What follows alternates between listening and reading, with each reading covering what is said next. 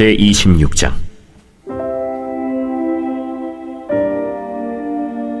아브라함 때에 첫 흉년이 들었더니 그 땅에 또 흉년이 들매 이삭이 그랄로 가서 블레셋 왕 아비멜렉에게 이르렀더니 여호와께서 이삭에게 나타나 이르시되 애굽으로 내려가지 말고 내가 네게 지시하는 땅에 거주하라. 이 땅에 거류하면 내가 너와 함께 있어 네게 복을 주고 내가 이 모든 땅을 너와 네 자손에게 주리라. 내가 네 아버지 아브라함에게 맹세한 것을 이루어 네 자손을 하늘의 별과 같이 번성하게 하며 이 모든 땅을 네 자손에게 주리니 네 자손으로 말미암아 천하 만민이 복을 받으리라. 이는 아브라함이 내 말을 순종하고 내 명령과 내 계명과 내 율례와 내 법도를 지켰음이라. 이삭이 그랄에 거주하였더니 그곳 사람들이 그의 아내에 대하여 물으매 그가 말하기를 그는 내 누이라. 리브가는 보기에 아리따움으로 그곳 백성이 리브가로 말미암아 자기를 죽일까 하여 그는 내 아내라 하기를 두려워함이었더라.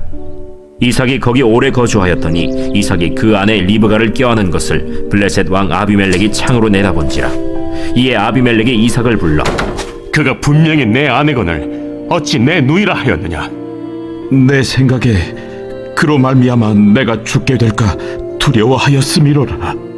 내가 어찌 우리에게 이렇게 행하였느냐. 백성 중 하나가 내 아내와 동침할 뻔하였도다. 내가 죄를 우리에게 입혔으리라. 아비멜렉이 이에 모든 백성에게 명하여 이르되 이 사람이나 그의 아내를 범하는 자는 죽이리라.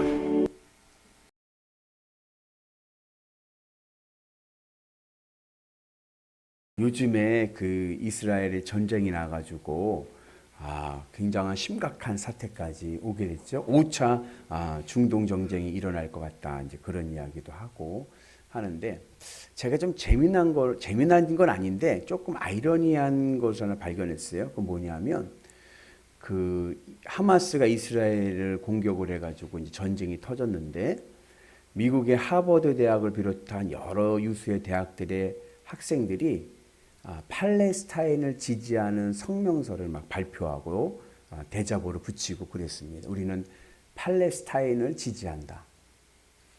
그래가지고서는 그 여파가 오늘 뉴스 보니까 서울대학교, 연세대학교, 고려대학교, 시립대학교, 외대, 우리나라 유수에 있는 대학교들도 그런 것들을 이제 학생회에서 또 우리도 팔레스타인을 지지한다. 뭐 이런 이야기를 이제 또 발표하고 있더라고요.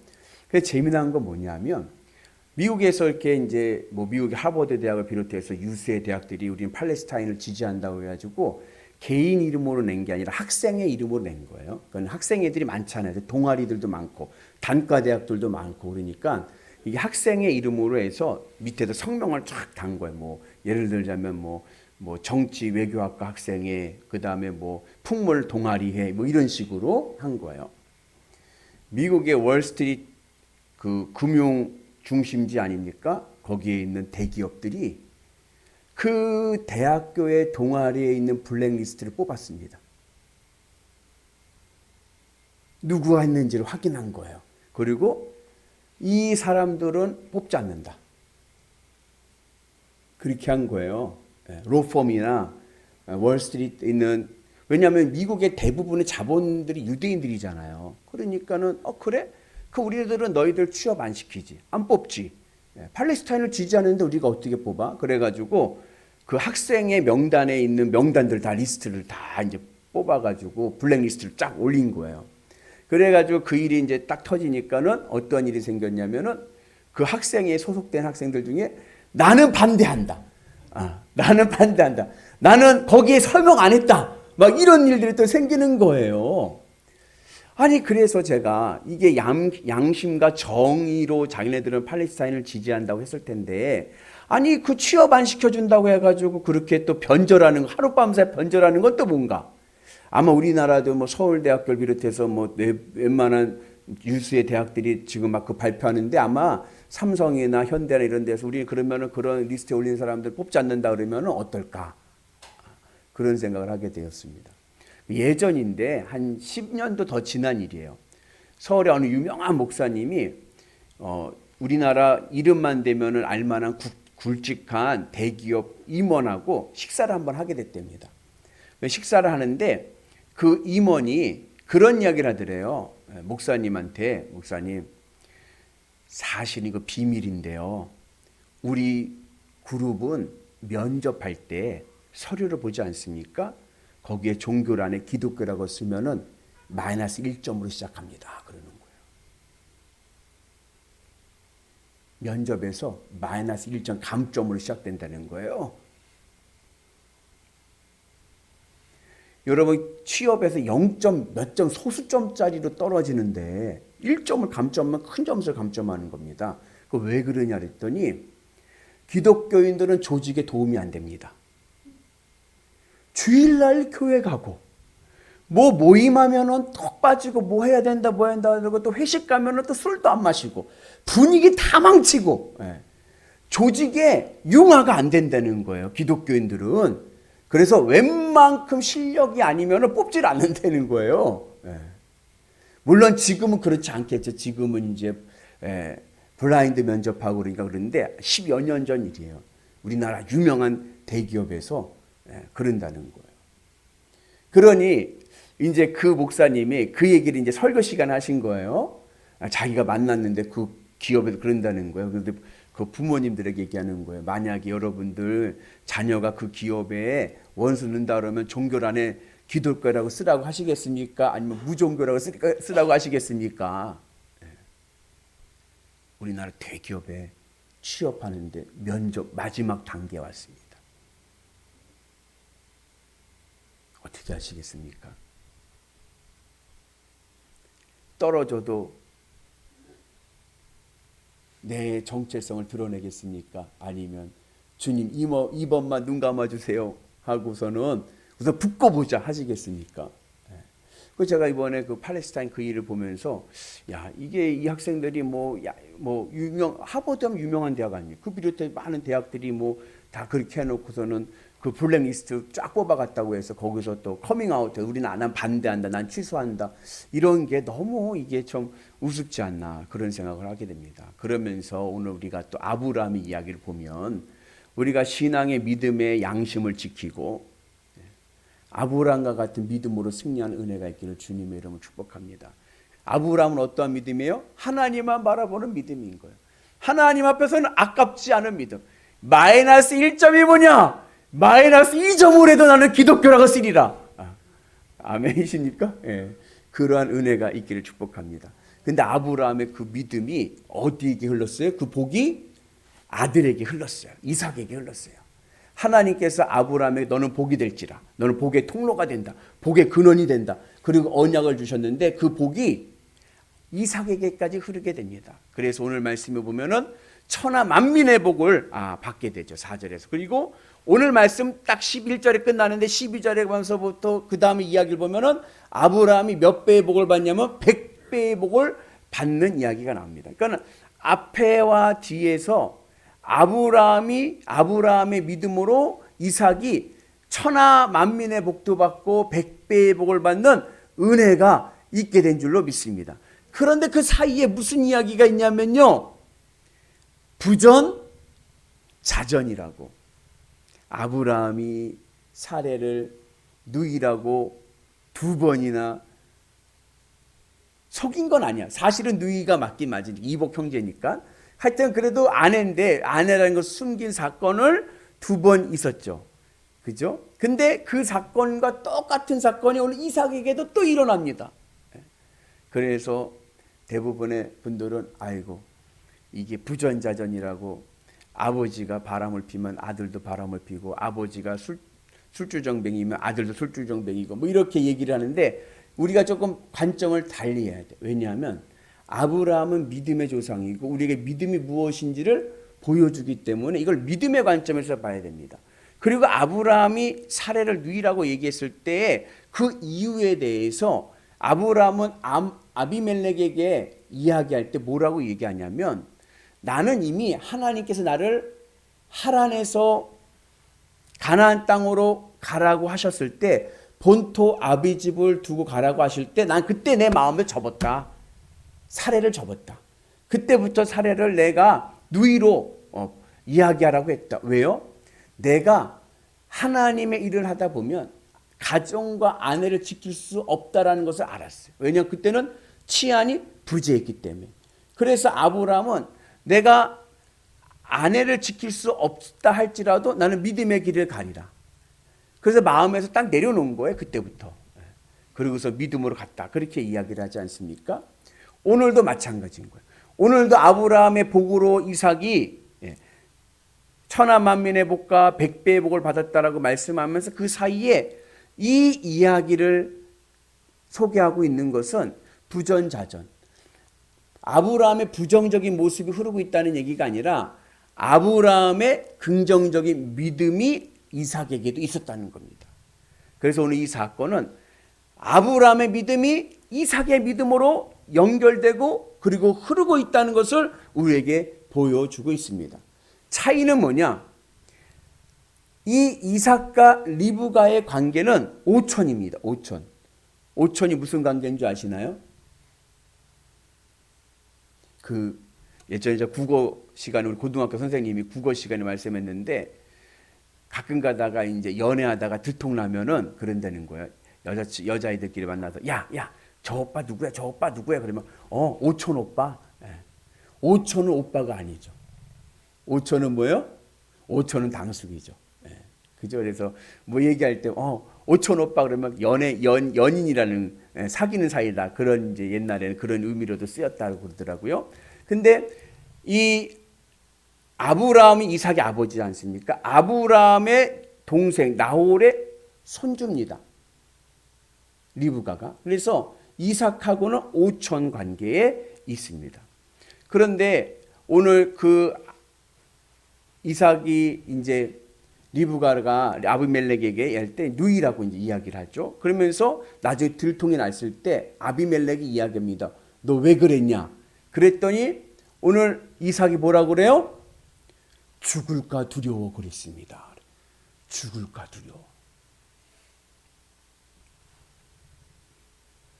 우리 이민종 집사님 죽음이 두렵습니까? 옆분한테 물어보세요. 죽음이 두렵습니까? 죽음이 두려운 이유가 있어요. 오늘 이삭이 죽을까 두려워 그랬습니다. 여기에 이거를 신앙적인 관점에서 보면 아주 중요한 의미가 있습니다. 그건 뭐냐? 세상 사람들이 죽음을 두려워하는 이유가 있어요. 왜 두렵습니까? 다 두고 가기 때문에. 아까워서. 미련 때문에. 내가 어떻게 보낸 건데, 내가 어떻게 모은 재산인데 그거 어떻게 해요? 다 놓고 가야 돼요. 그 유명한 말이 있죠. 사람이 죽으면 입는 옷이 뭐죠? 수의예요. 수의에 없는 게 하나 있어요. 수의가 사람 옷하고 똑같이 만들잖아요. 근데 수의에 없는 게 하나 있습니다. 그게 뭐죠? 주머니가 없습니다. 단추도 없네요. 다 묶으니까. 다 두고 가는 거예요. 그래서 세상 사람들이 죽음을 두려워하는 이유는 다 두고 가야 되는 미련 때문에 그런 거예요. 아까워서 그런 거예요. 이거 어떻게 본 건데? 이거 다 놓고 가야 돼요. 여러분도 다 놓고 가지 마시고 다 쓰고 가시길 축복합니다. 아멘.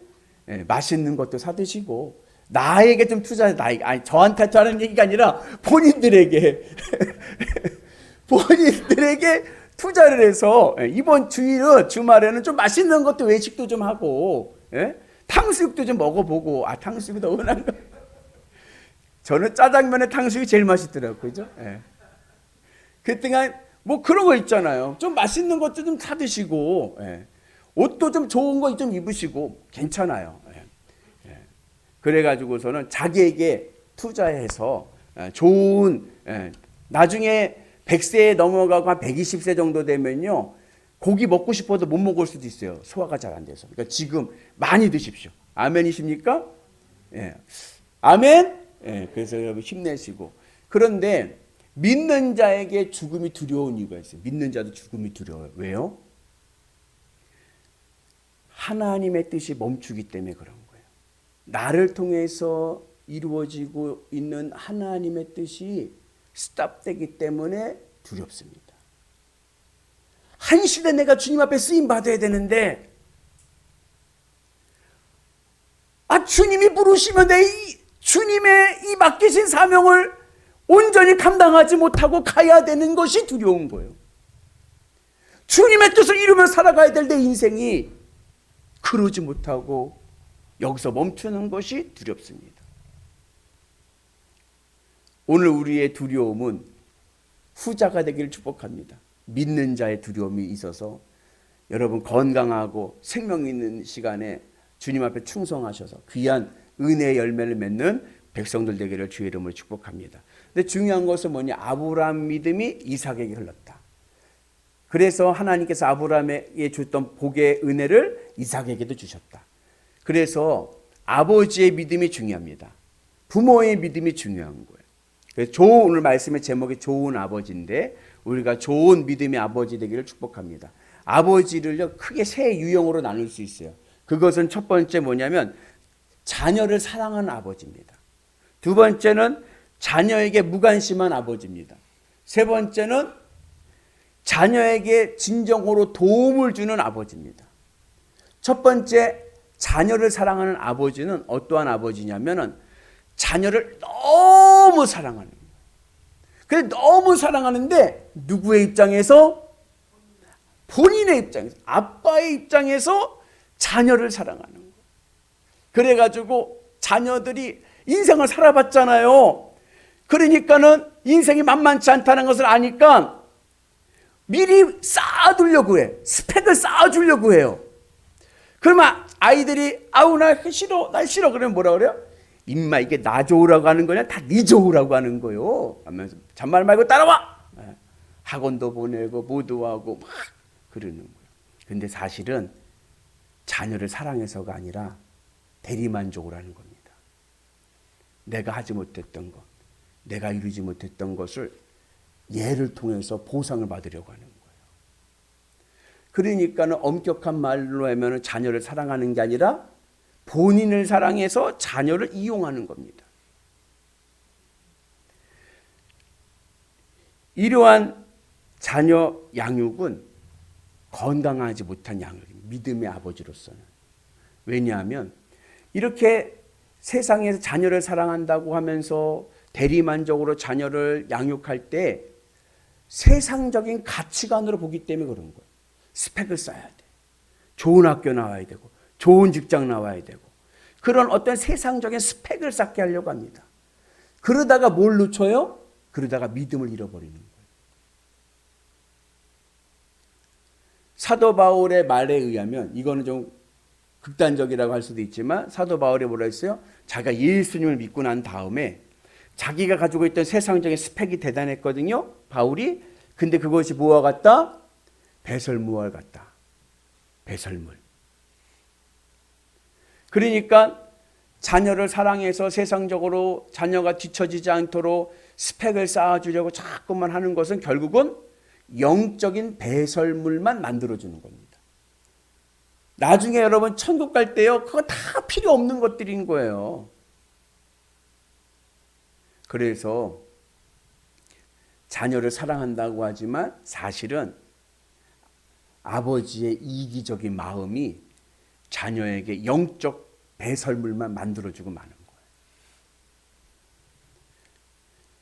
두 번째 아버지 유형은 무관심한 아버지입니다. 무관심한 아버지는 뭐냐? 세상에서 일하기 바빠. 세상 일 바쁘잖아요. 직장 생활하고 뭐하고 막 바빠. 사업하느라고 바빠. 바쁘니까 집에 탁 오면은 애들이 어때요? 애들이 귀찮아. 귀찮아. 걸리적거려. 애가 뭐 어쨌든 아유 몰라 네 알아서 해. 자는데 애가 막 울어 응애 울면 어떻게 해? 아유 저것도 왜 우냐 장롱 안에 집어넣고 자. 근데 무관심한 아버지가 자녀를 사랑하는 아버지보다 낫습니다. 왜요? 영적 배설물을 만들지 않잖아요. 그냥 네 알아서 네가 잘해라. 그리고서는 무관심한 게 오히려 나을 수도 있어요. 세 번째 좋은 아버지. 신앙적인 관점에서 좋은 아버지는 어떠한 아버지예요? 아브라함과 같은 아버지인 거예요. 아브라함은 어떤 양육법을 했습니까? 늘 그 마음을 주님으로 채우는 거예요. 아브라함은 마음을 주님으로. 그리고 주님으로 기쁘고 만족하는 상태에서 자녀를 대합니다. 그러니까 마음에 자녀가 있는 게 아니에요. 자녀에 대한 미련을 내려놨어요. 오늘 제가 새벽 예배 때 조금 극단적인 얘기를 했는데 그 뭐냐면 요즘은 효는 없다. 효를 기대하지 마시라. 그랬어요. 궁금하신 분은 밴드를 보시면 되고 내용은 이제는 핵 개인주의 시대이기 때문에 핵 가족도 무너졌어요. 이제 핵 개인주의 시대예요. 1인 1가구 시대가 왔어요. 1인 1가구 시대. 예전에 우리 권사님들, 장로님 어렸을 적에는 대가족이에요. 할아버지, 부모님, 나 3대가 살았어. 그러다가 저 세대는 어떤 세대냐면은 핵가족 시대예요. 아버지와 나 2대가 살았어요. 지금은요, 지금 1대 혼자 아이도 안 낳아. 혼자 사는 시대가 왔어요. 그렇기 때문에 그 자녀가 없기 때문에 또 수명은 연장되고, 예전에는 부모님이 연세가 60만 넘으셔도 오래 사신 거예요. 자녀는 6명, 7명 막 이렇게 많이 나니까 부모님을 봉양하는 시간 한 10년? 그런데 자녀들이 많으니까 n분의 1로 하면 그 부담이 덜해요. 그래서 지금은 자녀가 하나야. 그 자녀가 하나 둘인데 부모님을 봉양할 나이는 50년, 60년인 거예요. 그럼 어떻게 그걸 해요? 이제 국가가 해줘야 돼, 국가가. 그러니까 여러분들도 인생을 건강하게 사시고, 그래서 이제는 마음에서 자녀에게 덕을 볼 생각은 하지 마시고 그냥 주님으로 기뻐하고 만족한 상태에서 자녀에게 하나님의 사랑을 전하고 하나님의 사랑으로 양육하고, 아멘이시죠? 그러한 은혜가 있기를 주의 이름으로 축복합니다. 그러니까 아브라함은 하나님께서 이삭을 바쳐라 해도 아무 고민이 없어. 뭐라고 토를 달지 않고 순종하잖아요. 그죠? 그랬더니 어떻게 됐어요? 그 자녀를 누가 지켜주셨습니까? 주님이 지켜주시잖아요. 하나님이 지켜주셔서 생명을 지켜주시고, 오늘 말씀과 같이 천하 만민의 복을 주시고 100배의 복을 주시는 은혜가 있는 줄로 믿습니다. 그래서 이 시대에 우리에게 필요한 올바른 양육법은 아브라함의 양육법. 믿음으로 좋은 아버지가 됩시다. 내 마음을 주님으로 채웁시다. 아멘. 그래서 이제 자녀는 2등으로 내려놓고 주님이 1등 되셔서 주님으로 기쁘고 만족한 마음을 가지고 자녀들을 주님의 사랑으로 대할 때 여러분들의 가정과 자녀들이 잘 될 줄로 믿습니다. 그 은혜가 오늘 우리 모두에게 있기를 주님의 이름으로 축복합니다.